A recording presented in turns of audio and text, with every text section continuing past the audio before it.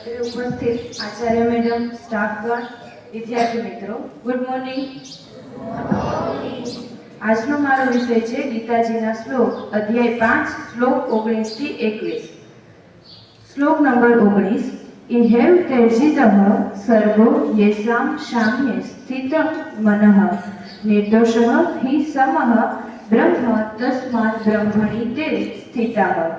જેમનું મન સમભાવમાં સ્થિત છે તેમણે આ જીવંત અવસ્થામાં જ સકળ સંસાર જીતી લીધો છે, કેમ કે સચ્ચિદાનંદ પરમાત્મા નિર્દોષ અને સમ છે, માટે તેઓ સચ્ચિદાનંદ પરમાત્મામાં જ સ્થિત છે. શ્લોક 20. ન પ્રહ્યસ્યેતિ પ્રિયં પ્રાપ્યં નોતિ ચેત પ્રાપ્ય ચાપ્રિયં સ્થિર બુદ્ધિર સમૂઢો બ્રહ્મવિદ બ્રહ્મણિ સ્થિતઃ. જે માણસ પ્રિયને પામીને હરખાય નહીં તેમજ અપ્રિયને પામીને અકળાય નહીં, એ સ્થિર બુદ્ધિનો અને સંશય વિનાનો બ્રહ્મવેતા મનુષ્ય સચ્ચિદાનંદ પરબ્રહ્મ પરમાત્મામાં એકાત્મ ભાવે કાયમ સ્થિત છે. શ્લોક 21. ગ્રાહ્ય સ્પર્શે સ્વ સપ્તમાં વિંદત્યાત્મનિ યત સુખમ સ બ્રહ્મયોગ યુક્તાત્મા સુખમક્ષય મશ્નુતે.